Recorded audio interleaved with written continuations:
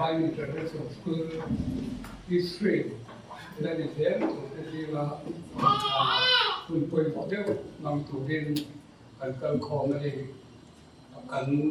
มีสอบเจ็ดที่เราประเทศอารมณ์เนี่ยไม่ก็ที่เรียนดร.เกษทันจาวะ dedication คุณมีปัญหาตัวเรียนกันสมัยนี้ก็ Green Hill Public School principal director ได้เรียนไว้ในมติที่ไล่ส่วนสการ education อาจารย์ consultant อันนี้พวกจู่ๆเอาไว้คุยเรื่องพวกมิโซรัม education เสียงตัวเรียนเทคอันส่วนเมกาคือเดี๋ยวไว้ตัดการส่วนไอ้บุญไปหมดเดี๋ยวไม่ได้มีรถบรรทุกเทียอันลงได้ไม่จินให้ริเวณบีสามทั้งbenediction ใส่ตัวเรียนกันสองbenediction ข้าตัวเทียมาเสียไม่ไปหมดกินอาบุญเป็นรถบรรทุกโดยนั้นอีกพออัน ministry ที่แม่ง pastoral ministry ละมาเรียน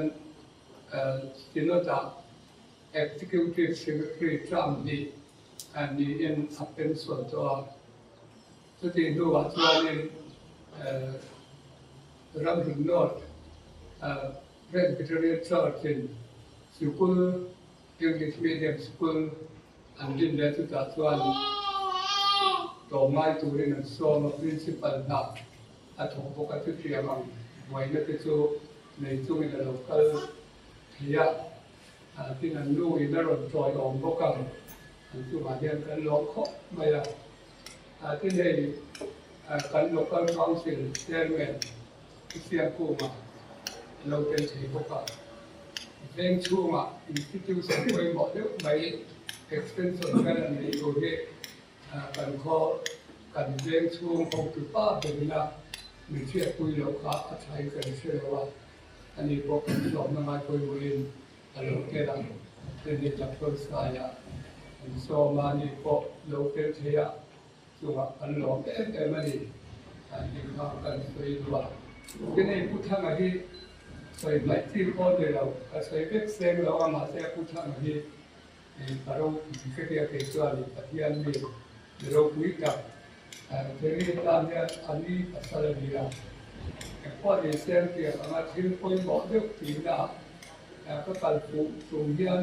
พุทธมาที่เขาใช้เสียงมาอย่างทุกส่วนทุกที่ที่เราเรียนเรื่องเสียงพวกข้ากันทุกข้าเราคุยกันที่ยามันสมนะอันนั้นตรงตัวมันพอดีอารมณ์ของกันที่ยาเกี่ยวกับมันเราการเที่ยวกันเที่ยวตัวเที่ยวเวลาแบบเจ้ากันเราคงโดนส่วนเราปังปอดทั้งกับกันเลยหรือว่ากันเราพบเราว่าอามาอัดซีตัวข้าเนี่ยอัดซีที่อาบุกคือตัวส่วนนี้ไอ้ที่กันตัวเดียวเป็นเสียแต่ที่นี่เราต้องเล็กเป็นเองคือเราอัดซีตัวข้าเนี่ยอันว่าในโดนเท่เองก็เชื่อบอกว่าจะเป็นส่วนเราปังตัวเราเรียนมีสอบอะไรมีชั้นนั้นตัวScienceวันนี้พวกเขามีตั้มตักราชอบตัวเองกันไปเสียตอนนั้นถูกแต่ตัวมันสองสามตัวเองตอนนั้นส่วน benediction อาก็ที่ dedication มินเด็กสักใบเรียกว่าสมัย evening commander retire เรียอันนี้เรียน academic science academic ที่อันบวยคุยสอบถูกอันนี้บุรุษมีอันบวยคุยนัดเมื่อไรตัวนั้นยันรีพอร์ตข้างเพียงหมดการนำจากตัวนั้นไม่ทำให้สะพติละซึ่งในตัว education ค่ะกันนี้มาทอมในตัวนั้นจะรีบสอบ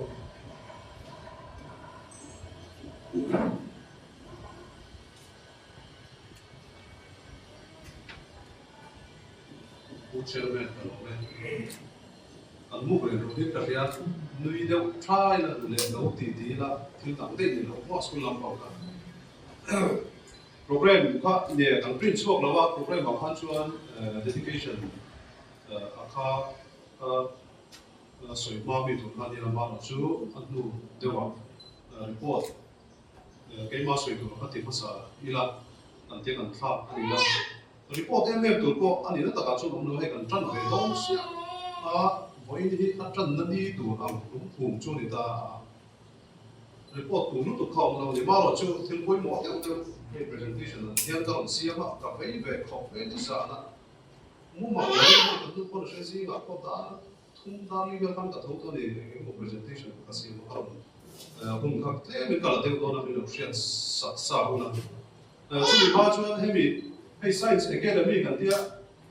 mình cần có thì mấy class level là 12 của nó là mà cho academy cái này thì nó sản xuất hay bị academic curriculum remote kia là mà hiện career ata na nong phong te na an zirle zel na tura ta na coaching emo tuition emo khati ang chi kha a han pa le school kan lai thon pe kan tu mani chu ti ang chuan school teacher te mei bia la ma mi dam te ko are ma min kan ruaya ma tin he school premises kan phong do na chuan a binga divine intervention school ruaya science academy on don te na chu tiang deuh khan min lo share thiam sak ta na gần trần lúc tục mai thế gần teacher thế hi sa to hiểu là cần là đó okay introduction kan nei lok yang ama seven in bis duagi bio teacher biology teacher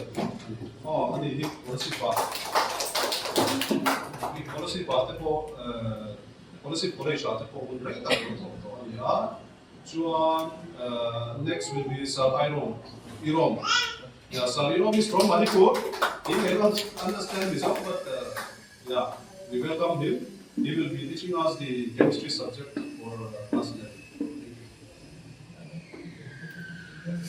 11. Chuan Sir Irom he tuna hian MIT a PhD chemistry tibe ani chuan Mizorama he ani master PhD botany đó chuan sa rumrem puya sa puya anh nói là anh hi match anh nói là anh ya MSc mathematics as a triplet anh sẽ tìm được chuan sa tua mà anh hi anh physics teacher tụi nó dia gọi chú in mình luận thì sắp đó là anh không không về bao là chú cái là mà trong cái ta kinh hồn là mong đón thì cái gì à ama chú mà học cả mà kita cái là dấu career là kian again teacher maybe là mà administration khi mình ai không tu là mà kian thì cuối một tất thì khá thì sẽ là chuan English lệ atu chuan vì dấu te ko subject cái cần là computer science te ko English language so we kichu atu la zirin to not existing teacher te atrangi demo tin he sir Joseph he brother Joseph atian English la pe buama ali ko hian English la sa thei don in country ma chu ni ve la ne cha o dia ni ve la se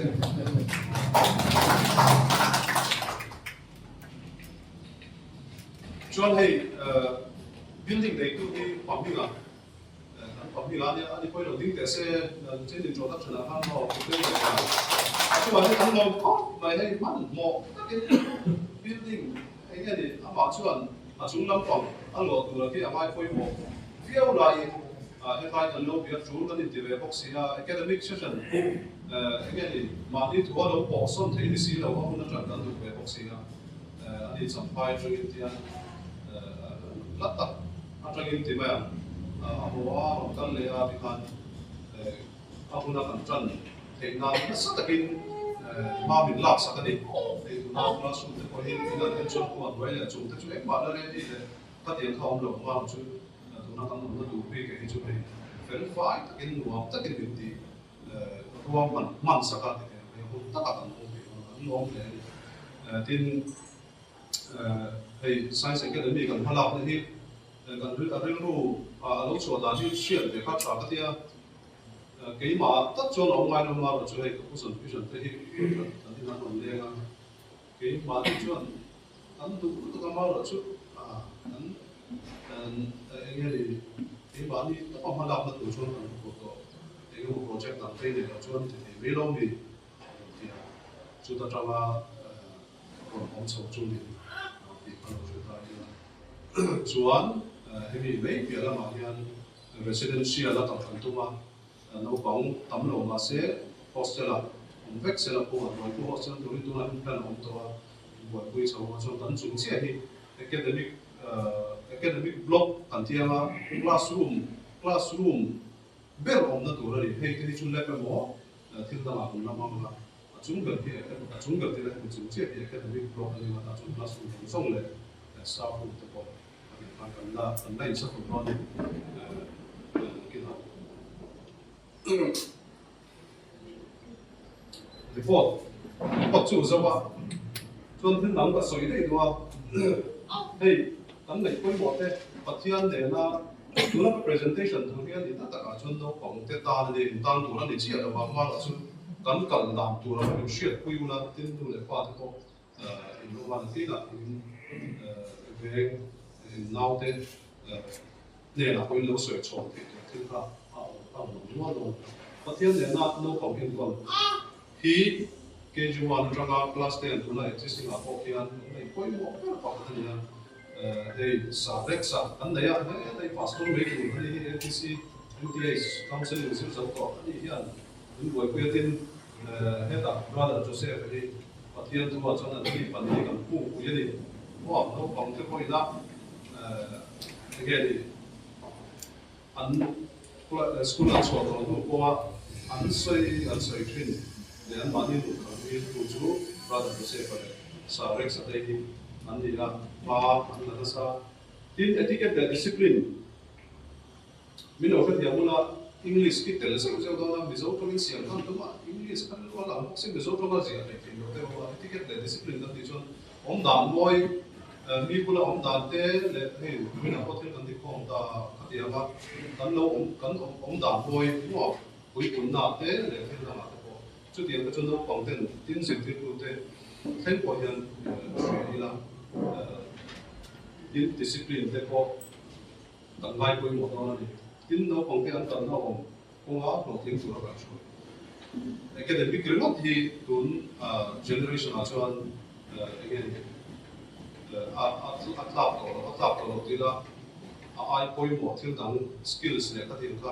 coi một hạt tấm đó là chút tiền trong số đó còn cả soi đó tin cùng đầu được nó sẽ tin nếu là hay sao nó mà dâu kê được thì không có anh đi hiện về nó sao nó cũng họ sẽ làm một cái là có chuyện về chắc nó cũng một cùng chắn tụi con mà rồi chú cái mang người ta là chú vai là mà thế có vai là thì là cũng làm vai là mà thế có cùng đầu khi ăn là cái là gì mình dâu cho cùng đầu nó chỉ các bạn tung đầu thôi hay thì tỷ bộ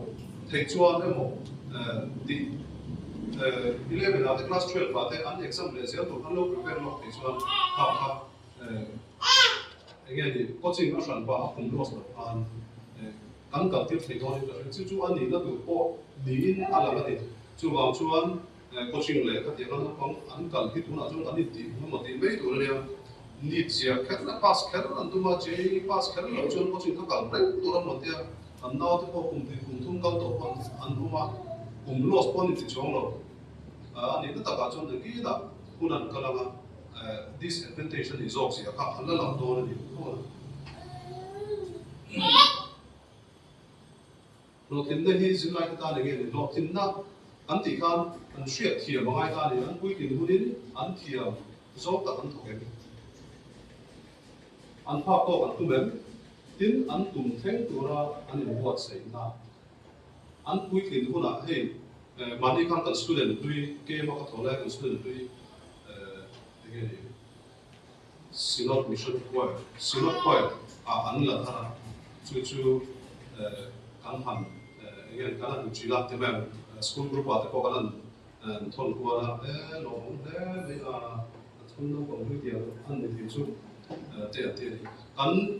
class 10 result mo class 12 result remote ka again anh quy định hùng ra mục tiêu ka tắc xí đầu chuan các con ông giang này nó cho vào cho class 11 này 12 phần thì lại trong hiện cái anh tụm chú mi anh tụm chú anh bán những cái này vào anh này nghe đi anh cái này vào ai hiện con lộc tung thì thế có tụm tún cũng như trong những cái chuyện sắp tới này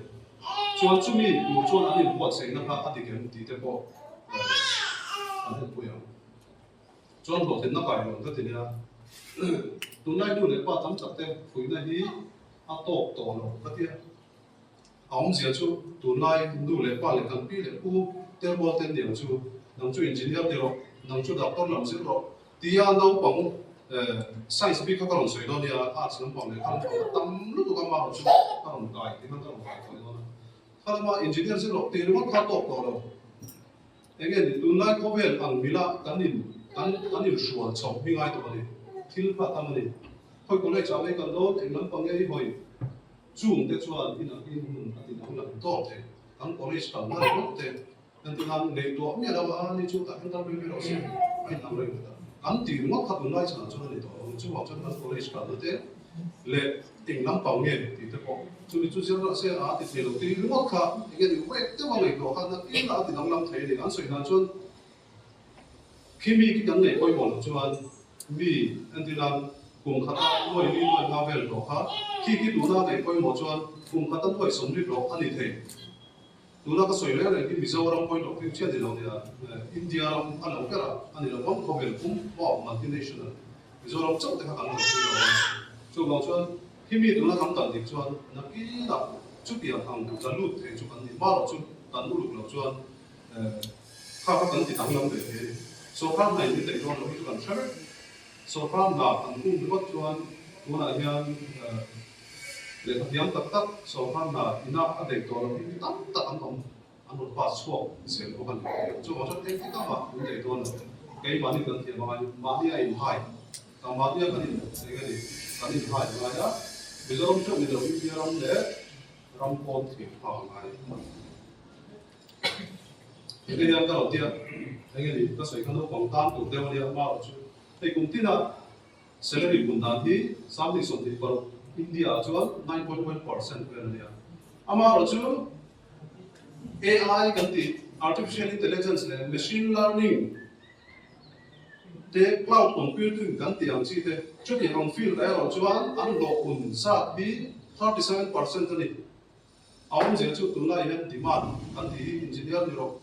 chút đi rồi thì nó thì đi đâu đâu cho anh thiệt là giáo chuan hồi là mà nghe demand nó hình kinh cái gì là chả AI là machine learning cái gì lộ cung ra thế mà demand nó tầm chuan machine learning gì tụi này AI thì tới India nó tầm rồi machine learning thì thế anh ta tầm đâu demand ra để về là cho vào trong đó các tầm đâu thấy đâu đó các công cụ rồi thì là company zip swap để vẫn được mà sẽ specialist là này ở ngoài general subject pass remote cut off degree kan này remote cut off rồi này specialized cái thì các cái này cái thứ năm core engineering kan thì mechanical electrical civil telecommunication chỉ sản xuất computer science của này tụi này là mình chỉ là có sử dụng tham tụi này phát triển năng chút tụi mình sử dụng thì lúc phát tốt rồi vẫn thì ngay phát chung hậu chuột thì cái gì thì còn đầu tụi này thì tụi này thì nó còn cái này mechanical engineering tự sẽ có thằng thì có vài đầu mà nó trong hàng hậu ta em nghĩ là nó hậu chuột rồi hay development thì kan mua mechanical engineer thì electrical engineer cho nó có mỗi em mà sẽ tốt rồi vẫn thì nó tất cả chú specialize na kan nei mai thani engineer mechanical engineer a ko thiam taka aeronautical engineering aerospace engineering kan nei chuan HAL Hindustan Aeronautics Limited kan ti te ISRO te Rolls-Royce India te Boeing Airbus ni akan na tam lu tu ni chu po chu hei ta denge ni mizo no pangin an ngei to thiam ISR position mo officer level le kaisan na tu tam tak mid career anu do 15 to 35 lakhs per annum ani mid career kan ti chu an jom ra kuma sari model seniority de kan ti ga kin ho pa ani senior an ni pe chuan an ho pa ko kunai no pang yan an ni do lo chu an shelo ho ta ni chu wa chu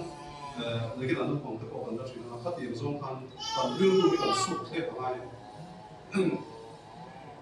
aerospace nam pang kan thiam chuan mechanical engineering so kan ti chuan ki te kan thok thei chuan lo chu chu aerospace te kan ti chuan ki te kian na kan ta tin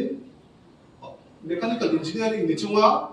automation te robotics te kan lo thiam ani chuan Siemens kan ti te ABB Honeywell kan ti te electronics company lian dia India ma chu dia ma chuan kan thok thei ama lo chu ki automation te kan ni sin lo kan thok thei engineering zir thau si kan short courses te long courses te konian khatiam ang kha kan lo nei tel ve chuan coaching ro tia kan ni kan ti ro kan lo cham ni ta ka chuan haya chu kom tai la course ang kan cha ni chu attend online ni yang attend distance khatiam kha ang kan cha ni ki dia automation te har chung kan ta robotics kan lo dia ani engineering kan te wase khatiam ti khan ke ka prospect khan is EV revolution kan tia EV chu electric vehicle mo la chun ti so ma kan tam to ni scooty te kama ti four wheeler te kom to mechanical engineering is thau si kan electric hybrid skills mechanical and electric hybrid skills kan nei chuan tu na thang me EV evolution a den ta lu mechanical mo ka lo ni khan chuan ta thing lo ha na chu mo chu wa chuan lu zao te ka te kan ti chuan ki dia ma te kia sport zao tu ka ni chuan chu tiang ko chuan data learning kan ti te AI kan ti te automation thiam tel ta ni ro ta electrical engineering te civil engineering te ko pass ro ta ong jiang to ba china mechanical engineering kan tiang tho kan khatiang am asira so courses chi sang certification te kan lo le khan te ga ni kan prospect kan ti zaw Feng kan ti ki elite company dia ki chu lam ko be be na Feng kan ti chu Facebook, Apple, Amazon, Netflix le Google dia ti hau ki an pa ma kian multinational company li tu tu kan ni mo dunai kan no bang te kan he kan class 11 tu te ko he kan ni ma ni min kan cha khoi group liu ta kan ni chu ba ni kan ni kan a chan chu an an innocent tu kan ka ya thi 이게 좀 완전 지금 막 이게 대학교 school 막 땀다 미조라면 밑에 야 내셔널 보건 게 도생 파트와 기대 인터내셔널 기계 도생 파트나 좋아 디간티 필요로 그 없는 거 엔티나 매매 록때 거기 미조람 로로 저간 로로 되면 카디가 안 카디가 때가 벌써 언니 라이 언니 라이 장면 너무 있어서 너무 쉽지 좀 감히 가는 모티베이터가 참 좀 느끼다 간다 이 phẩm 아니 좀 준비 좀 가지고 괜찮아 좀 아니 phẩm 도 하면 안 많이 다는 게 좀 난도 그래서 이거 디파 아니 지어로 있는 거라 좀 와서 기대양 프랭 컴퍼니 안에 더 되지만 안 시니어한테 그냥 공부하다 뭐 있자든 뭐 one pro 뭐 시니어한테 좀 10 years in of experience 없다 좀 와서 IT 넘버한테 간 티야 빅미 같은 좀 넣고 하던 거 있잖아 기대양 로또 그냥 skills engagement technique 나 college 전체 한단 하나 또 주디양 certification 주디야라 Apple company로 좀 주디양 전도 뭐 가디양 skills 안니 전공 암셔로 어디 메이트 와서 게 많이 좀 이 college 게 간 사람 거의 모르는 것 같아요. 간 소리가 JEE mains for NITs, JEE advanced for IITs 아니 다 JEE 주 compulsory 다 Din heavy biala wadian hey NIT te ko banda ya this high roll is from NIT Chalta no it is Chalta NIT sa te ya Mizorama oma wangin Mizo di kan mu ko thira again entrance exam ngai ve tuna te kan la nam da ngi kan so nam da ve kan MC te ko again state atana kan seat allocate reserve ba te ki chu nam da ve ki nan lo mun da ma te ko就往说能方面这些更多的问题，按你起来的问题，MZ 有的关于嘛 university 等的关忙什么，他这个看11 lecture 看起来，我去那上把公这样干的话，干到有实现啊，这做了成功。就 artificial intelligence 看的这个头的 IIT 啊 ，IIT 上报的，哦 ，BTech 是快乐是的，这个看，所以的。Chuan to la ma chuan no pang te kong kong mo koi mo spelling mistake som lo la ma ko se ni chuan general degree a to specialist na decline point post as it an pass so kun kher ka ma mai lo nghe đi ăn dịp lập nó lại online process cái con giống về ha em mót tại các cái con giống về ha thì khăn ăn bán đi khăn ta xuyên các cái quỹ mót cái này chú bảo chú á tổ cái là trong cái dịp lại thì khăn vạn này tôn ta này chú lúc đó các con sợi giống giống các sợi khăn thì mình đã làm thành khăn các quỹ mót đó tụ khăn cái gì ha nghe đi ăn cái tổ khăn nó đấy tiền ta làm cái gì chú cần cái thì quỹ nó bao chú không đủ khăn có cái này chú bảo chú thì khác当时规定就弄到嗰個喺傻法地等你啊，那落碌嘅就現在咁話嚟到啦，落頂特見，現時落得見 class 1 class 2同得錯，係響而家咁講其實做乜啲啫？中文อันนี้ก็พอซื้อทุกเลย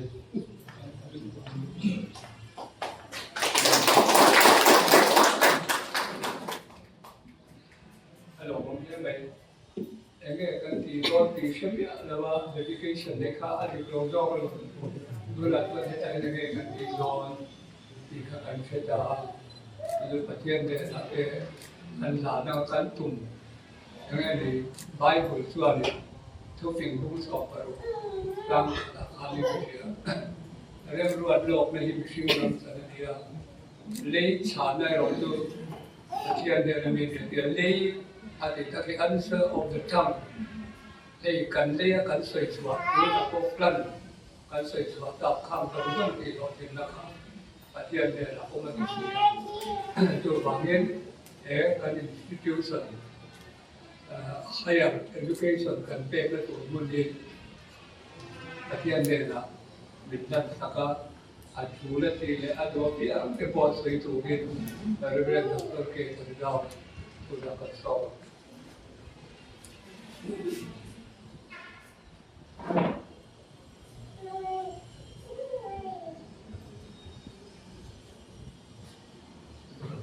Chairman belong to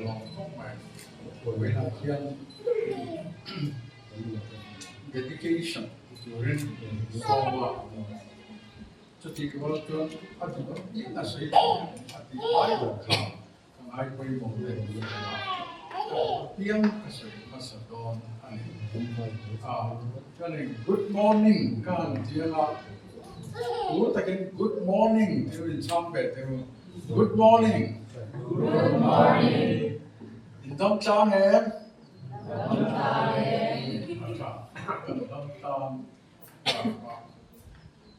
chuan với lại dân kun quay một tất mấy mong the divine intervention ki andron din tir atarin kan tel kuya kan rong trai kuya pathian kuai na mata in kan sela handin long khanen kan hui tele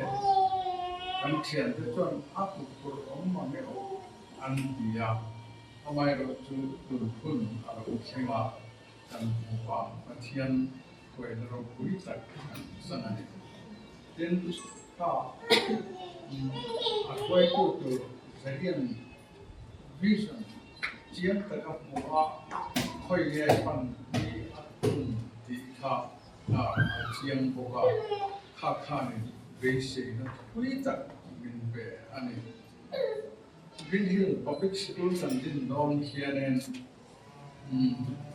kan mission statement kan siapa mission light ka kan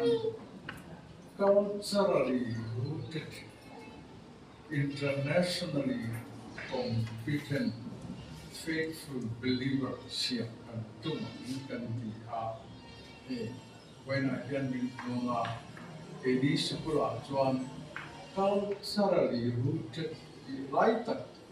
stress zuani ane visual ni kan han dia nal on lo kali nal jangen dia kan assembly ada chuan kan zo tang ram do pichor yel ru ni dia ne lam hai maya kan culture hian ni sela dia this one internationally competent takakha nal pang quality education itu kian ini kan orang engineer makan lah kan sudah cuan fokus sahaja MSc mana mathematics, science and technology kan fokus cepat kan kan principal seria kan alam yang dia apa technological revolution alaucan dunia education di adam lam serta jubangan kalamakan rirukan kan fokus angai ani asoy angkan kan ramai yang dukangin thar sikul ako private sikul ako kaya makian kan tidak panik dok puya kian science and technology sikul diin kota kuitan nantina umrei agak apa cawa tidak baik tu nak masih ala dok ane jubangin kan channel community IT community technological revolution na di akwai na mun ka antat maya wena kan palak na turaki alo de ginga ya so try to converse na ko like a kianen coaching center kan zirna Mizorama state government kan submit program curatan pura te kala karela te kala arunachala te kala ini dia mencuratan pura te hamkal le timai te ya anni hi makutebania district mawala chuan all India central service kimnem that affect yang tu ansikul tanah apa coaching center tak mai anne ya cumi pia lama chuan kan unau te pe ki ho pai te ho par ho anni tara anni chuan manipura nak mundur chuan ale mai sumkan ne le mai lo na kan mute na chu central service and India and coaching central apa tahu chuan endurance and dia dar ko bela kan ina na tam tak tu si dar na le sampai an mani pi an enclosure library anlo tufu Jubangan kan mungkin di housing tujuan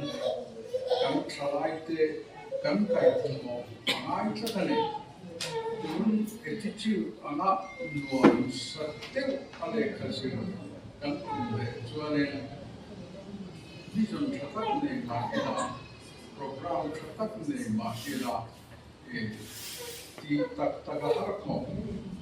tujuan MYC Mizorama Youth Commission bermain serta masa in super IAN TNDA. Wera tuanen katiana di kero kan Delhi training medium dip ke ansa coaching and PA and ena.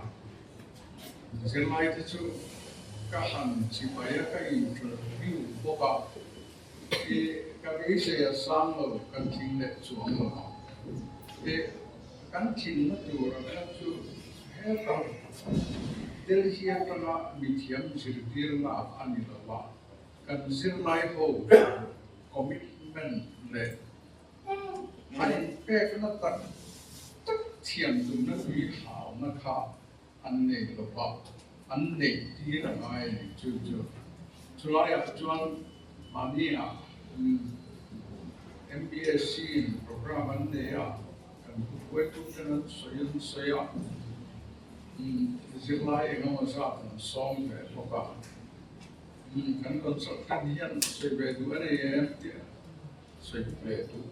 te chu en wa po in kan ne ke ni chu education ve ya ke ti na ron pen so ke kan ni ya soi du chu he hian ni mai come home from your honeymoon kan thalai te hi they should come home from honeymoon their honeymoon spirit in anun hian manga nuo hian ti mai kan state ra mong si man lai an lu kan koi sa chen kan do ve la ni resource center di ku ge na hankal ve du mai la kan chang the le le ti le ti lo ye re mai a he ti an hian chuan en kan mo si ta dom lo ti ka ri nga chu wang en ti an hat chua amai ni in ka ya kan tong trai na o ke na ti chuan sikul na pang tlem te ne na chang kha a tha him ka ti khata kan ti tum dik tak khila khamin ma mentally kan buat sai anga then physically very kan buat sai anga then spiritually very kan buat sai anga kan tum lama kan hui the kan siap ho kan ai ke ya chuan principal hoin khlam phong kha kan lo long ni in ka ya ai mani lo ka kanau deratu na meeting avakala lo ko chu and meeting kan ho chu IS ko ho ke kan ni ke ka chu der ya ka senior le til pakat to sa ko chu kan IS stam better come IT chu ten science graduate get and 70% graduate achan chu kan zo na him technology kan aron shape to manlaya history kan by heart kan soya kan ti ang kana ti to ate to technical and maya logical to poka kami kong han zo do kan chuanin hey simple beginning ani mai to ma akovin ka ya kha mission zeriya thi le dong hian an la ta ke ti hi x-ray le la a thin lung han end of year hi ka mai an chila ka la thon chu ko pu ten na ti kha a pu ten ti a su ye ni chuan khoi ram ma chen lo ma a ti tha ma ko ken si no se lai le se ti ti ka le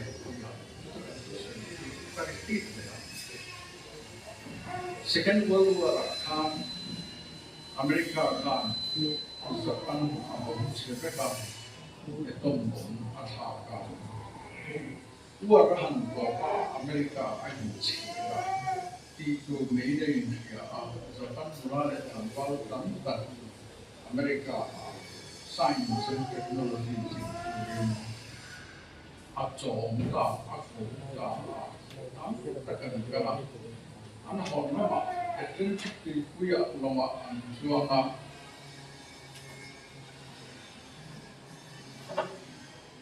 Japan tan pal ho chuan an certificate kha an da chuanga an pok che ka atlantic ti kuya an pai ta ka kan chuta an soya chu ma hi certificate kan America certificate ka ma lo va ka chen ana kan ram chuan le kan ni an khemayan kami conviction kanen Japan ram kha an reveal le the yani chu tiang de bok chuan ko zariya tele community hian he thil atang hian kan ram education hian shame can siam ye don ani nothing can hinder us eng mai min tao lo bang kan thi ani ngọc lo chuan ti ru ne khanin an move angai ani up to alo chu a divine intervention sigurangin ho yan chutiang ang ru chuan an tin ani chu wangin an thin lung chu tak vision a chiang amai la chu vision a chiang bi lama conviction angai ani ti chuan kha vision khan a drive dawn ani vision driven leadership kan ti thila vision khan a drive ani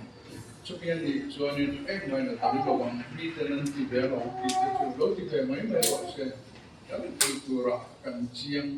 khalama kan kal chuan pathianin lo te na apeng nge ti kha kari tat ani kane kan mai intigira from Friday new institution aquí le lampa du tak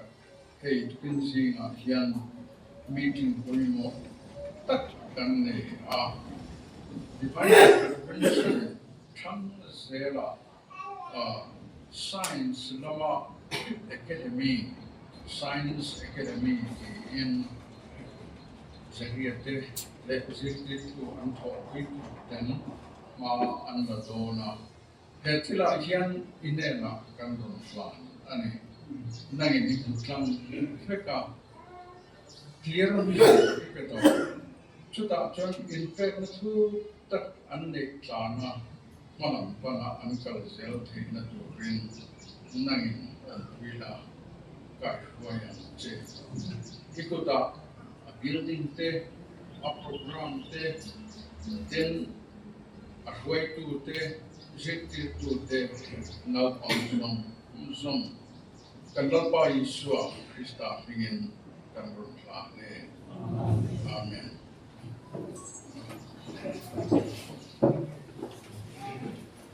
Alors, mon père, tôi làm cho nên thứ sáu tối Tết thì tôi bảo greeting cái đẹp đồ sẵn là thứ sáu thiếu đẳng để là viên Divine Intervention School Science Academy đi cả greeting chúng mình cũng theo cần ngay cả các challenging cái điều mà cần lý luận nát chuan Mizorama Sikul ông đã bảo cần phải tiêu chí cái gì rồi tôi đang greeting say tôi lên appeal cho lết cho nên cái local council chairman local tin chapter local thế này representative sang cô bảo rằng họ đi sang thằng nào so với anh chị soal tôi lên anh đi qua local qua hết cái vấn đề mình hoặc cái lâu chắc mong cái là ba cái tụt xoay cái tụt cần đây sẽ tin utamani ali boka kun rei tu kan mang zo chung lo ba kun toy te ka te ang khan in mang te amna teng kan local council chairman ka kan so pe reng te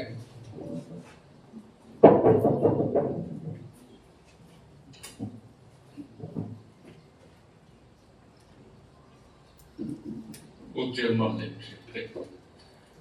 design no so be italo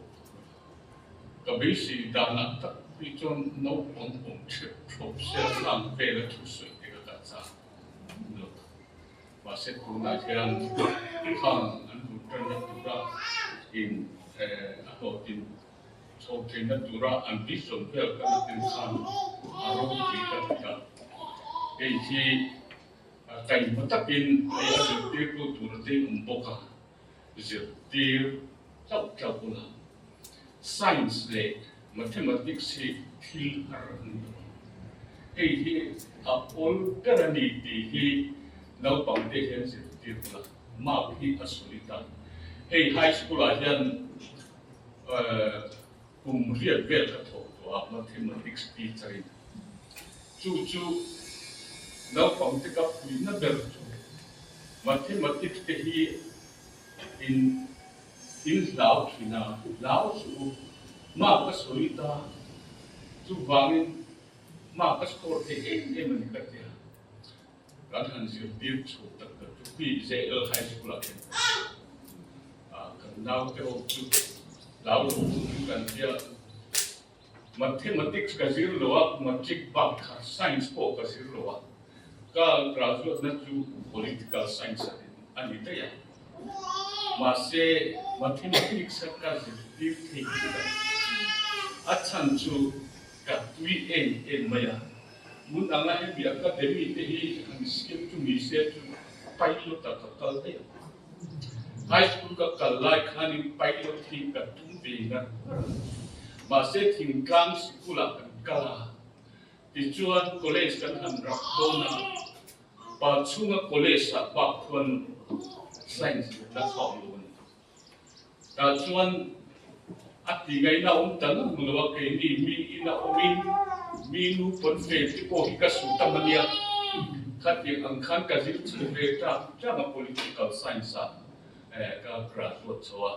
ma se kat subject tu na em chu high school a khan matric ho ka zil tir thei thata letter ma khian zuk man ke ko ina ka zil tir thei chu chuan nang ni chuan in thiam dol to kan ne kan pi masa an lo khop mai tu na hen nau pang ni lo hi ka zil tir tu te khai mo ma chu tiam chuan nau pang hi lim na te nuwa ban ti thei na tu khan motivate pen pula ka tu chu ti lo chuan in nau pang hi ama hum khat ngor ra hian anin mathina he tian ni lo hianin lia an man lia ta len kha hai chua sa tu ram la ka cha dia chu wangin he to bin choma he he lang te lo bin hum se pai lo ta kan te tu hinia ma te ka kin ve ta lang si lo ti kha kan se dua ti chuan he tilaya local council in kan an oma he na te po te ne mo tia har sa na te in nei lo te point min ro si pula so dam te kan nei to se na he tiang ang in hom ti tu hi kan lo ta ka tin bi ta bin in sir lai no ko te tu lai mi the thil lo om se hi fo fa mun te he kan han zira tu na kak sa injection ho te hi an ata om se chu ni khata sang hui zanga thla lo te pon an chu te tam chu ti ne na lo ve ma se ti lo thi to si lo wa ti chuan chen sang khat zanga chen sang hui zanga kha khani khata te po khanan kham to lo em ma tho chuan ne bo si lo chu wangin in na pang hoi zir ge mun ka tu chu le kak sa hian tol tum re su ti ke patu pin ju ti pula chu chuanin na ki nu se la nan ki ta an fi chau lai tu kha a siam do na ni ti kha kan si tu chuwa ya science academy an siam hi alo ka ti ta ani ka lo ni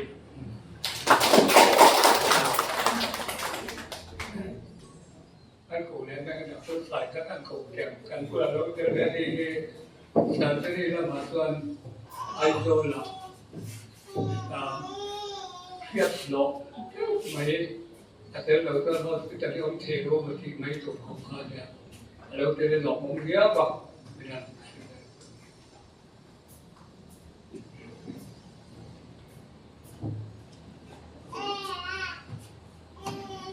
German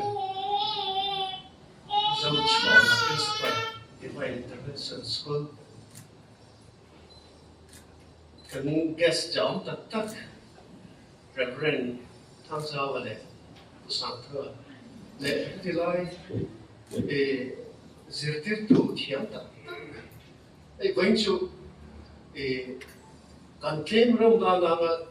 quality phải cái gì you can see the dedication service on the song here. kalau le kalau dia thấy thì hoàn này cái đi khóc mày thu pha cần join một sự tất cả ngay divine intervention school thì cần về các ông thì in program mà để in này na để khám miệng xóm tổ thì nó cả rồi ama rồi chú cái rộn tiêu thầy là nó chân chú na cái này đi tour đằng cái này chemicals na hết lại rồi tiêu ha xóm ring ở rộn tiêu ha rem living cái thì na cái nào hiện cái tuya cái đi cái chung thì in thì ní cái tổ hiện cái này là vẫn chân chú cái đâm lâu em có lại cái đâm lâu xây lại cái ha rei tak appointment kan be ni khami ni ka ti lo ka chonin antan khanin appointment chu bangin khan sia in he khot la ai kan kan ta tho lai chon te mong lai phok la ai ko thana te ke ti pia te wai me te ka in nong ai lo kan ta khanin ka in dedicate be top thin ni ti kha kan in sei wa hey divine intervention school hi karirua aduna thina achan chu kan thian te fa te hen rul kan thina ngati nge mon kon le ke chu achan chu ko fa te ho kha khang khan pel vek to sia ka rul bel vak lo chu ni an ni min su khan chu an sikula hian zirna le no te lo ba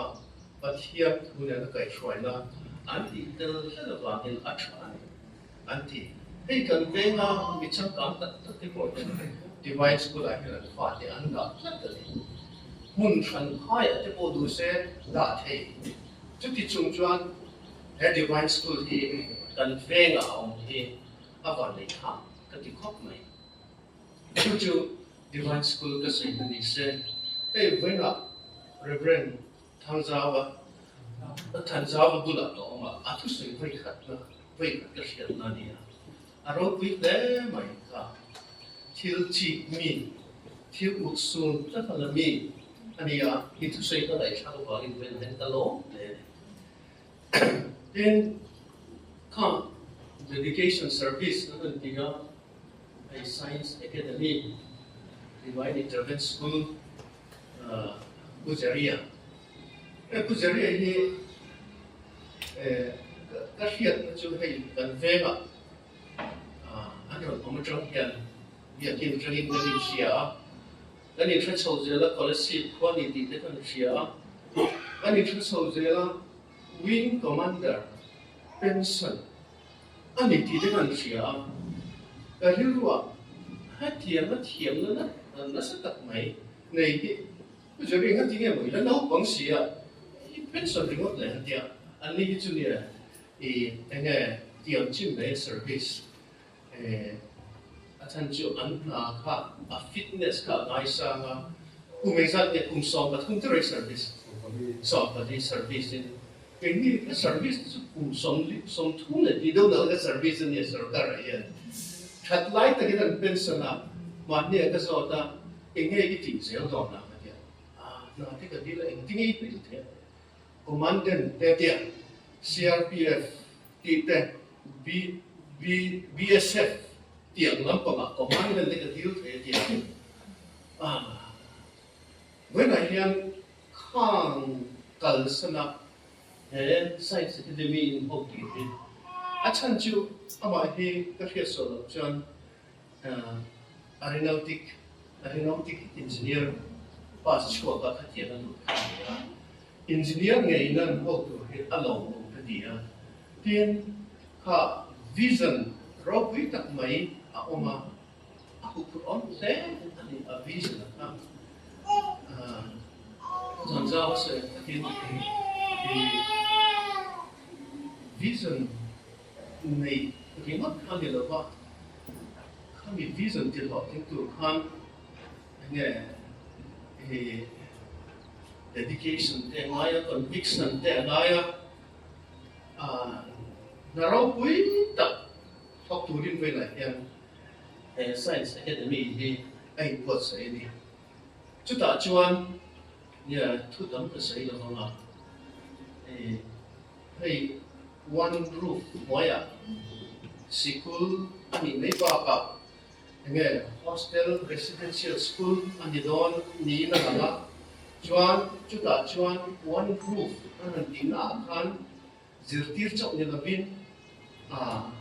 an future ta na ai nge an ma ni mil ang chaba hey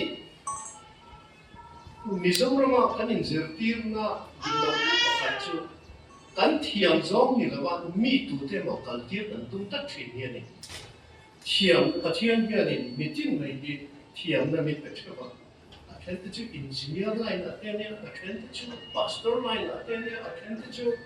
na thok durin thil da ban thok durin i kan mu mai au then chu kan nau pam te kan mu mai au then chu an thiam na kan mai chu sa hen i he ti la science ka ka ti durin mo he ti la nge IS ni turin mo ni labin an thiam na kan mai chu sa tun lai ta pen ta ngot pon lok than tu kan nei ka tiang so kan ko pu thai chan an thiam na je na chu tiang in thil siam ni ti in ko ama chu rin nei na wan ka chu an thiam ni so wan ka chu mi lo ding ta an ni vek te ti kha chu wa in zir ti ra mi che da kan sei no vision in the ka one roof moya vision in the ka in now content khoi lai academy ta ngai mo coaching ka ka lai lo wa heta and future to in the future take na mo ni thai se ka wa chu tian ko chuan in vision ki talking to chuan in conviction ne na dedication ne na he science academy hi Luang kata ikan so kata sacu di karon siya dia kalau be. Nakina, Reverend B. Santang kata Benedict sudah selesai na ham. Lalu itu saya tulis kan base yang utama akan something. Ani ka hunting shop version desa. Lalu kalau nak boxing tu cara kerana lokal ni.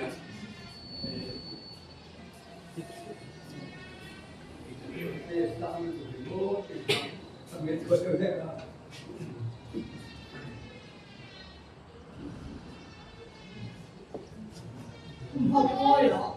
老李说的去听啊，村长主任还是不哎，要是不能挣那人，他老天人不这样说是，都是我也是不了，他老天人不这样说。你老是听不了，我听那个你啊听那个马专我看的是不是过去背，马这他老处理中干我或者说俺能办不个别啊，不能听没，他老你老那边看到老你就你听那边那看你么，抓分俺山里的高明的老百姓。I know with respect, I never in the Lord.เราเชื่อในวิชาเราหลงไปเราชวนหลงผมให้กันว่าเป็นกันชุ่มกว่าอาจารย์เกี่ยวกับชื่อเราหลักไม่ถูกน่าพวกกันเองก็จะแต่สิ่งที่บุญจันทร์นั้นเหตุผลเป็นกระโหลกจังอ่ะเพราะเสียงอ่ะLai men marani kurani. Mizorama Sikul lai men mar hat manyo. Kasenga mitu Mizorama Bible society Sikul elaya collector. Memang collector in Peru situ manyo. Waktu ni tuan kami semua tak oleh Batu Sikul kau fantani angin, lah membara ketua principal window. Hei sih ayah nina persiapan mukalau. Kalau kan cuma tuam ni, anu 罗林不嘞，罗不啦？从你来不看，跟你一样，你去做人啦。先做了还是过了个头发，没事运动。现在了嘛，我看的是我包出来了。我那把的中间拉面，我不贴钱钱，怎么做啊？先生还是过了，那的人，哎，想钱嘛，那老人家，别把米零，不要个人，啊，别把米零不看，啊，这平干成就这。人家的嘛，先说，把你那里在下，在中去。真的土个家，老个家，อันนี้พูดทั้งหมดครับที่ประโยคคุยกันมาเยอะเนี่ยไอ้ Prime Minister เราคัลว่า Bible เรา present งำผมสุดกันตัวไม่ตัวอันเดียวกับ Bible ก็เราเตเซลกับนั่นแต่ก็เราเตเซลให้ชื่อนั่นเดียว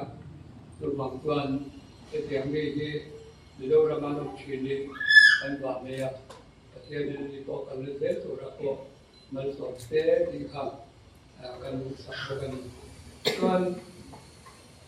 อันบางอย่างที่เคยโดนเองอันนี้ก็ยิ่งเวทัดอันนี้พอได้สัมภาษณ์คนเลยจากสิ่งที่ปริญญาเป็นส่วนหนึ่งจะเป็นตัวอะไรอินนี้อันจะเจ้าประวัติเกี่ยวกับตุ่มโลกและองค์เนี่ยเราเรียนกันติดเสาตาอันนี้ที่กันหนุทัลอันเดียกระเชียนดูนี้กระเชียนดูจามินาวอันนี้จะดูคุยเตะกูนาวอันนี้ตัวส่วนคิดว่าสกุลตัวเองมาคุยกันเองแต่อันนี้เนี่ย divine intervention สกุลกันไป principle เนี่ยส่วนชาติที่อันนี้เนี่ยเราเรียกเป็นเซอันนี้ตัว peace temple ทูกันอันที่เราเจอหน้าที่เรารู้จักเองกันสตรีกันส่วนผู้ใหญ่ส่วนเรื่องแบบนี้อันนี้เนี่ยไบเบิลที่เกี่ยวกับส่วนคุยท่าองค์เจ้าของอันนี้เนี่ยที่เด็กบอกกันนี่ทำให้กิจกรรมต่างๆที่ตัวเห็นไหมล่ะกันมุ่งไปตัวเองทำให้เรามุ่งไปเราเนี่ยอันนี้หินที่ตัวเนี่ยหินที่ตั้งไว้เนี่ยตัวเนี่ยอันนั้นเร็กสาเหตุตับเป็นMizorama Sikulตับเป็นอันนี้ที่ดิฉันเอาไปบอกกันไอ้เราCL XII college จะเป็นการMK counseling อารมณ์ตัวบาง Sikul ตับเป็นนะลูกแต่ก็จะนั่นคือเราตัวนี้เป็นวิจารณ์เขาเรียนผ่านนี้ก็ทำปัจจุบันนี้คุณส่วน divine intervention สกุลกันตัวเชื่อมตัวที่ทั้งหมดอันนี้ที่ว่าไม่เราคนนั้นเราเนี่ยคอมพิวเตอร์เดี๋ยวพาที่เราเรียนเราโปรโมทได้เราตัวใช้ดูในทุกใช้ดูในมาไม่ใช่เองหมดเลยมันเองก็เรื่องดึงเด็กก็ใช้แบบนี้อันนี้ที่อันที่สุดที่อาชาก็จะคิดได้ทุกสิ่ง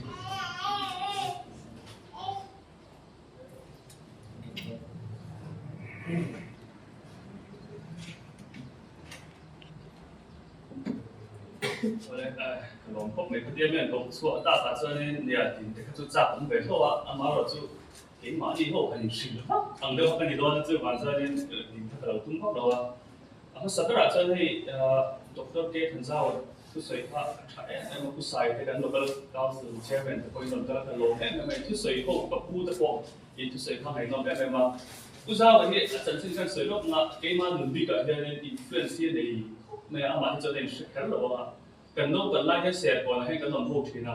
อาจารย์จูอีกป้าโพสต์ในบางท่านในกลุ่มนั้นกลุ่มไม่เข้ากันเลยว่าจะสอดจงติดอะไรกับวิจารณ์ป้าท่านโพสต์กลุ่มพันเป็น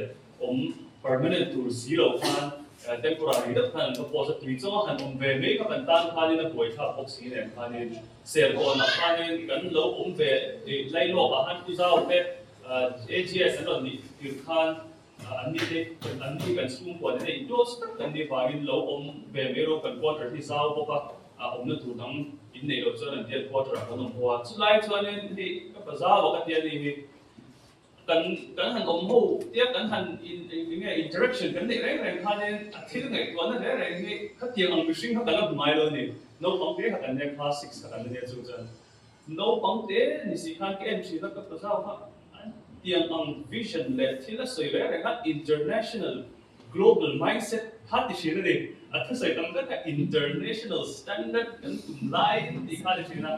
kha lai athu sai kha ta ngai ko shina an meeting vel zo aron soi khan meeting thu ka tu soi zo lawa ma se ngai ko international ta ti vel kha sai shi ka ni kha tiang hun vel athu sai khan min influence se me ma ke ko ka ngai tu na kha kha din min uplift na support me international institution at the left some international mindset ne ta kum battery la so like this kan sai ve lo ni tu a hiat to lai kan influence ha e man na tu ta lo ni ti kan sai na ni chuan hei kun ni han se han ta zau han sai to ka tu cheri te ka vision tu tak ma ni in de ngai ni te ka sai ku na hian ni ti a ha kha chuan ke ko kha ni hei ka lo chi ve lo ni eng ang tak in ge an ru hi ma ho ti ka lo chi ka ama ro chu ti ma na so tele ti lan han ti kha ni Science Academy and the divine intervention tuan ti khan ngai ko na pa mai ta ron nei choi ka ka tre ri ha ka ri ro han ong chho ni sai chan kamar khu pha dek zeu nge ke ko khai he mi te hi an ti tak do ring ka ya u nau te po di ma se chan pui po an cha om chho don le me ya han tel pui po cha om chho don le me ti na ri ru ha ke ma po han na ro om chho wa chu ban chan ni he na kan Roma den kan ron na English mama English ni ang ti pe kha ta tu chang ka ti ngan me ron ka si ve lo ta kan sei tum na chala chu ha he hi ni vision an nei ka ya tum ru da po khan ron nei do ni ka ya ni chu dai te chu mi lo phia chak la he teacher tha ta koi no ma muna he lai hala tum te ke yi po kan tel ka kan tel lo mo khai tiang ke ka lawa ke ni chu ke ti thu khop ya divine intervention al kan de facto leader he ka di top pe ni athan chu legitimate leader pa ka di chia lo chu post pa khat ma ka nei ve lo ma sai kan thu vet ko pa ti pa na ka din ke ma bi ti lom lo bi chu an không ai chap lek lek zo ma he ka chi na lo he ka chen chu influence ka nei ve ka shi di principle thin lu ma te le chu sang sang he ka ba ni na ma te ko ni na le no pa ma te ko ti to pin na ta ko shi na kan han sai tum chei he ni khat yang ang ta ka mi thu kha ne ti yang ka ron sai chu thei to pin kan be don headline mun hi a to me be don lo wa ama ro chi pa khat kan ri ro kan shet tu chu he ni tu na chen bul chen che kan ni kum pa sa ra he kan kan so ya na next year ta ko ni me the har sa na kan to ni kan ri kan shet mai again how Winston Churchill World War II prime minister an kan tin hai ku so ya ke chuan eng ma pek tu chu ka nei lo blood sweat and tears ba pek tu ka chu ka nei lo ti ka tiang do na kan school a hian ni kan teacher ban thok ka te ka blood sweat and tears ba pek tu ka nei lo na chu kan ni se hai ma se kan school ni kan thok tin so chuan kan im din ai ni lom ka ring chu lai te chuan kan han se ka chu hey Mike Tyson a kan zo ta Evander Holyfield a in neck don khanin Evander Holyfield a khanin aron zo Mike Tyson ha Evander Holyfield a boxer rock wi tu retire to ma se on loop le Mike Tyson a pohan foot pe turan ngai khania a chak lo ren ko Tyson kha kami chung khan Tyson a reporter ho in zo ni Mike Tyson hey Evander Holyfield here ni nang ma ni ka neck to do je plan chadap pa de ni atian an so ya engai ngai dan dia Mike Tyson a ha hoi bang kama everyone's got a plan until they get hit in the face anymore and the person we do part of that everyone's got a plan man until they get hit in the face that on there hat yang đâu neck khan ke ni po hian plan chu kan nei ni kan ri ro han kan thela English te po an so ya food khop ina kan so ya yo je ta kon tuna han tha plan te kon se kan food lang ni tuna a first day ni amaro chu first sa kan go khom don we are going to get hit in the face hat yang tuna han teacher te po a kun noi chu nge kan yang kan tang nam lo ko chu lo tin na ha về đó đầu thì ha các cái ruin các ngày tôi là sinh than lại cái chuyện ruin đầu phía là lộ tin na min mục quy tập set tu lệ cái tai mục tin nắng mà ít ta như về thì anh đi thì cái ruột tu khan na học về tu khan nên các ngày rồi divine intervention school higher section năm phòng đầu thì thiết năm phòng high school để bộ cái tai mục in school về thôi thì cái ngày ruin đầu phía là cái tai mục na administration thế mà lâu đắng làm đâu cái chỗ tu khan ya higher kan hon bet huna ko le kina arts ko an hon bet na commerce ko han soi ma future ko ka soi ta ma ni chu kan country patient ki lai building ki kan so walk go ma hey tu na kan staff tu na ka pay ka ro tin na chu ti space kan ni tem do web ko ba kan staff room ko ki buy na store bing ko de wa ukil kan ne ke ni office ni ko la kan sia me kan office be tu ro ki tu da har nuam ko si le ti kan khát tiền staff room cái này cũng tụt ra cái gì mà để chúng họ cái dream nó sắp học nè khát tiền cái mấy cái này dream cái số cái này chú phúc về vision phúc cái này tùy cái school dân ama chú vision cái gì tùy tụi nó cái bộ hệ nó mà khát mà tiền rồi thì tụi mấy anh học mấy chú cái lồng nó cái chú satisfaction này vậy tuần cùng class tên nó bằng top tên cái lâu này ha các lim nó cái chú này bây giờ nó có một chút thấy nó các lim nó tụt ha tụi cái credit back tụt có cái đầu cái teacher cái hậu anh teacher học gì cái này họ có cần trăng trăng về cái họ cái cái mà sắp cái example mà để lại cùng các xung cùng đóng tập cái cái sự cái teamwork cái cái team họ lọt đến nó cần hoàn cái lọt đến này chút tiền lọt đến nó bị hụt quên ngay cái hoàn hay là họ bị cái cái sự này là cái sự cần phải sự cái đó vấn đề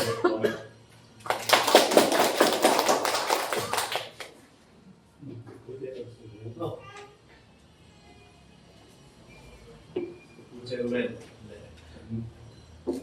Reverend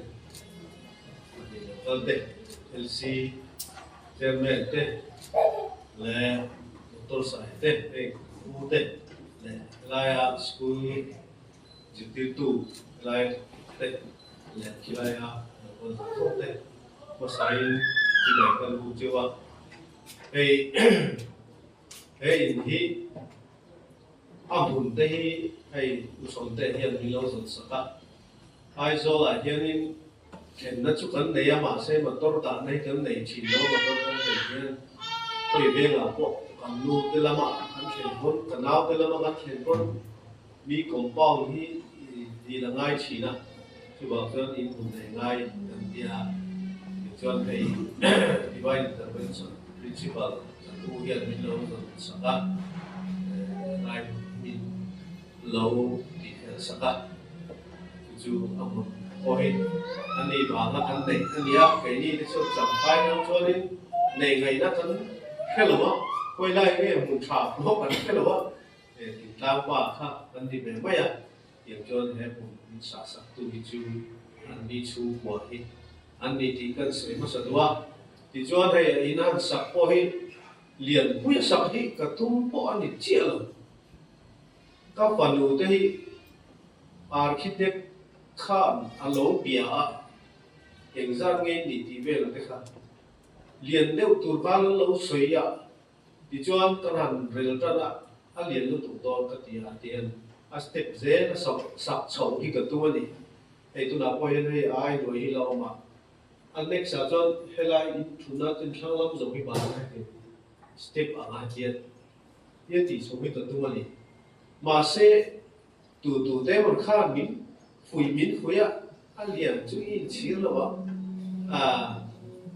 hình lại mà tôi đã nói tới bộ kia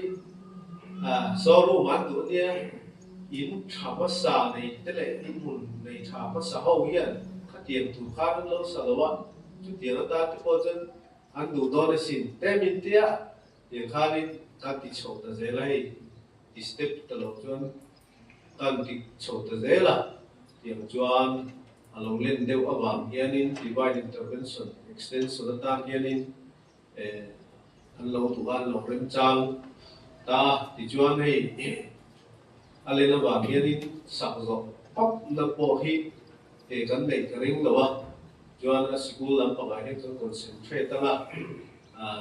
ei pensioner le kan ne kan nu ne chu pension lo khap kan nei ani me ya to na security te boy da ve nga ya này dùng nó này tiếng lùng khô á ăn sạch dọc cái khác chú ăn thì chỉ đó là chú bảo cho này cái một giá security ta hiện dân vào một cái này ta làm cái lâu thì tổ về mà chú bảo cho Sikul tu chú sắm dọc thì khám chú cần tu mà đuổi cái sáng á chú cần sạch đẹp á chú điều cần chú cần đi ăn để structure rồi chú thì dọc thì chú cần tu về á tuna slap an chun cho akhianin aban le tim te kan tinga tui don te kan ti le anga tui zem da na tu kan chung le nga ba tu ra wa in an to don ti te kha kan soi tu a tu ti nga kan sa em lo school ta kan sa em lo ani a ti ngianin an lo nu ma win je ri te na plan me chong ani a chu da na ni chuan ai sam ni le li bor vel khan ni in ka sia higher secondary section hi mount refiti ma han kan hok to sang ni so mo khati lai ka chuan ni a hom kha ka oi pui vak lo ni ka pu lai na soya college kan thol lai i lo kling ta ring lo tu lai em me ne hi khati ma ka ni tui takiran thok don lo wa dan zo pre na la ka ti thang lai ka chuan ni a som ti bo kan tle lo de wa ma se ani kha na vision na kha na bu ve a sula ma kha na ba ti ta mau ka di ma kha ba ro chu rem chao to kin nei tu te mang bu le ta la wa an to ta hey second coming na dia la li so krista ko second coming a cho ni mi zong song aba an ko do na ro ki ta ki lo ko do ne ko hi higher secondary section second coming in the juba chon ro pui tu ra khan ka be se tu ma po hian engma negative comment kha pe lo tu na hi chon ama po kha an tin don khan tu na hi chon na te wang to a sarkar na te wang to a ma po ka ti po kha tui takin thok mek to higher secondary e thok mek to in abula po soya tu nia tu lai chuanin thiam na sam to a BA mo primary city tu ate LDC at ko an tu vet to ni na wa ra ba hian chu ba chon a thok piang hi tui takin an thok thea tin he anei tu pa hian ni sum dong lu kin thil hi ti lowi ka shreu so te hian city tu te po hi lo hi an lo za chen chu ka helo a pen thabe ni in ta hria a tiang chu ti ra tang la hria da ni a chu ti tu te po hi lu la chu ki an in su pe rek lo de wi ka hria school lo kin nei chu tho ho na tha hi ngai a ke ni po kai kum ma le chan be bel administration la chu tan lo be a chu ma poi mo chu a management theory getting things done through other people the management theory ani midang ring chana thilti tu kha manager tha chon ti to ani midang ring tu ani ite chu bang chon administration na hian atu point say soi tu ran nei ve tu ni kati chu kati dia mani thu kan mul chuan mi tho pui pe lo mai chu kan soi bu pe ba mi po ti thar tu ran nia administration la ba kha ni hei a lo ti rek lo chon te chu ma se lai hai an tu hi chu army black air force la man ya ti pe la tho ti ro ka ti ka chuan ti dor mai ni ku a chuan thu khan me an noi mi te chu par chu institution a chon kha ti kha ani be hok to lo a motivate lo chuan a production kha chi to tu po kha motivate ke tan mai an khur le ka lai nang ve me hi soi tu ri nei lo kan in ti chuan in kan organization ti a che ve ka ni be chu wa chuan tu po an o khang lai cha về cái thứ hai em college sa te ko hian nia tu te po khan ngai an soya an mo an ti kha ma chu mi ngai dan fek kha jona ka te jona census kha thuk lu na kha alo thi na meeting te hi om tam se la ti dan tu a hian ma ni ti lo ila chen te den ti la chen te na decision kan siam chon a phet bi ga a za om bi ko ba ti te kha chan sei tu a chu institution dar po hian tho ho na tha u nau na in za ton na ti pu tôn na cái gì khác quay một đôi cái gì chú đến đây cái gì về chú có làm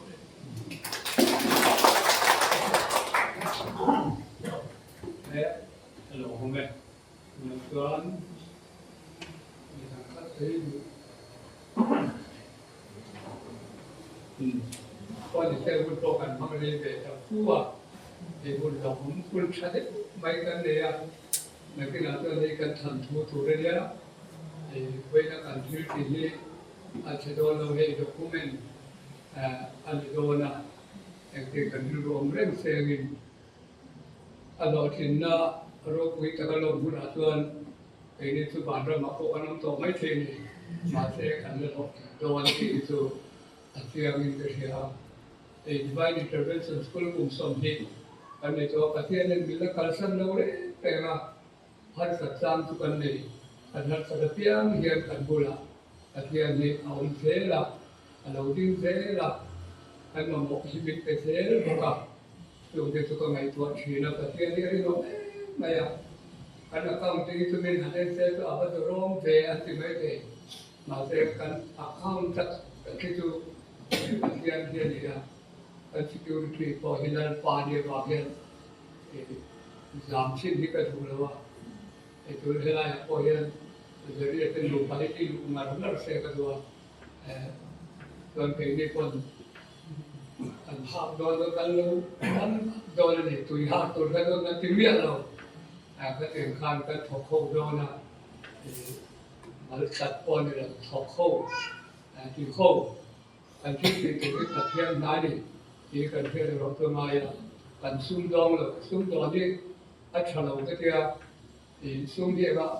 अगर यही करना तो रे ताल के है नहीं मन तो बाकी लोग नहीं लोग ये कमाई तो ठीना तेल लाइक वो कठिन लोग बाकी जो है इंडिया रा मत हो सदे उखा अंदर में तो अंबानी का अंसोई बका ये का एक तरह के खुलाया असो बात है कि लुआई जाल हम लुआई सोमल हम Ambani hậu sắc kia tu ru kia khăn xây lom lệ tôi bị trùng chuan cái thuyền lông khôi sần kia là không anh cái tan về tu Ambani rằng anh cái tan về thì vội quy tu nó tan sung kia khai vội quy khó về là hạ quy nó tầm anh còn là khăn hạ cái em mà cái chỉ đòn thì cũng là tôi khăn rồi tôi khăn thì khăn không mấy đòn tôi vẫn không về lại hiện sung rộng khi là lịch sử còn ball su hiện rộng ball room thì divine intervention school kaltamin hiện rộng kan ball room theo đó là anh có hiện akal san dollar mid kal san dollar và anh có học tiếng dollar thì khác à tóm nan kan xây về đi từ gần reverend bi sam thang kan so manga aduk te so yang chuan atopa and the Bible in benediction so is all can talk on there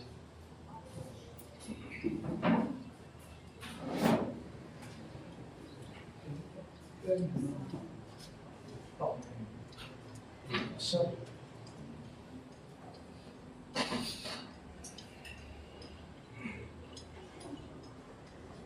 what's your matter with that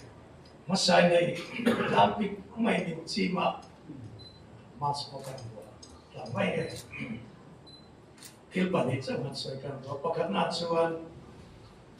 kan sinutina Mizorama Christian College in Don Khan convener kan oma chuan kan ram tin kan thira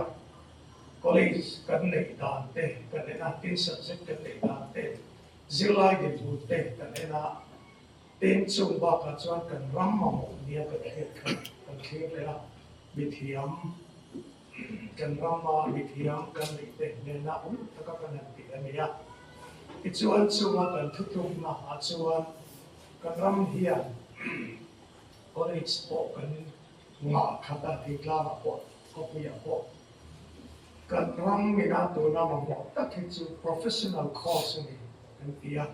I chuan subject kan bi kha engmasa kan neya tin chu mi te chuan anei zirna atan chap ni la khoi na pom sela khóc la ngay mà cổ phần này mà đến sung đòn na anh tiệm mà anh nằm hôn là bia mà mình bùi kính mình họ kính anh mình thấy là tụi nào trần bùi tù mình tụi mình sự hôn xỉu na có lẽ chỉ cần tiếng có sự cần cái lo liên là anh ấy à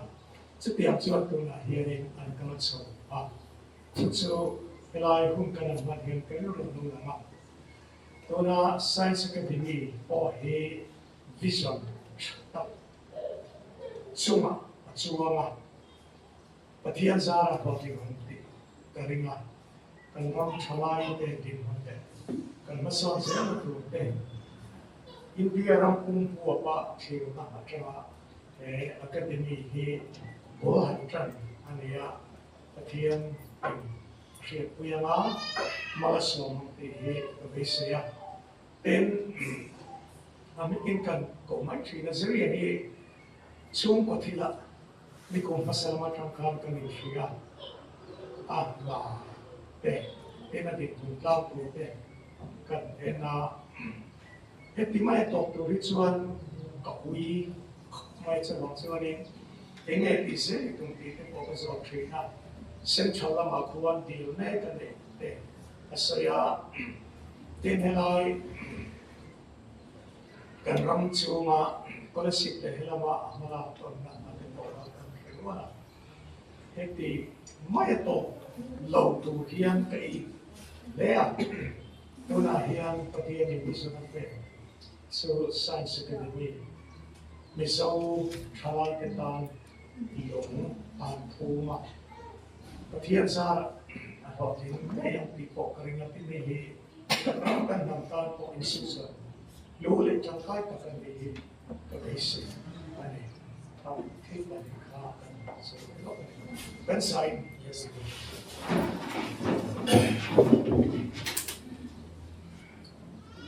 the love by Sua Krista không anh để cho nó cần pa và mình phải làm cái này kalau tiang lim pol để xem tôi là đó bắt số the science academy lệ in sa na hian tu na le chatuanin long zero se